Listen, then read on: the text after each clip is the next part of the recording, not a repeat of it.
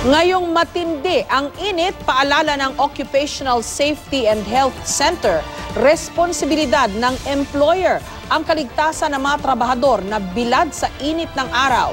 Ayon sa Pag-asa, mas iinit pang panahon ngayong buwan sa Metro Manila, Northern Luzon at Mindanao. May report si Maki Pulido.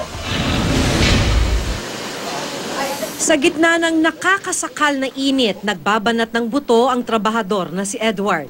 Masakit sa katawan po, pati sa ulo.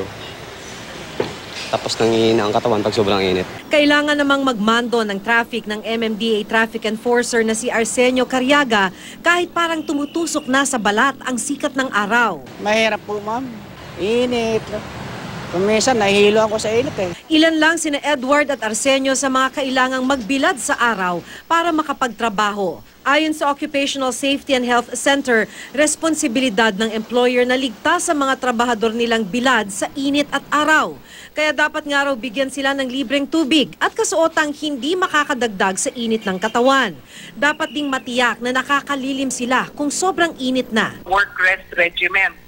Kung masyadong mainit, siguro i-shorten yung trabaho doon sa mga mainit na lugar. Ibahin mo na ang trabaho sa mga malililim na lugar. Or they also have adequate rest. Batay sa forecast ng Pag-asa, iinit pa ngayong Abril, lalo na sa Metro Manila, Northern Luzon at Mindanao.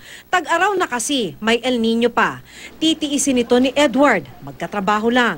Sa hirap ng buhay, kailangan talaga.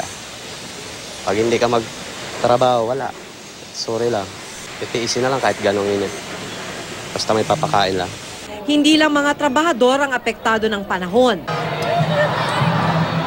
Ilang atletang kalahok at manonood sa palarong pambansa na ginaganap sa Albay ang hinimatay dahil sa tindi ng init. Iyan na lang po muna. Maki Pulido, GMA News.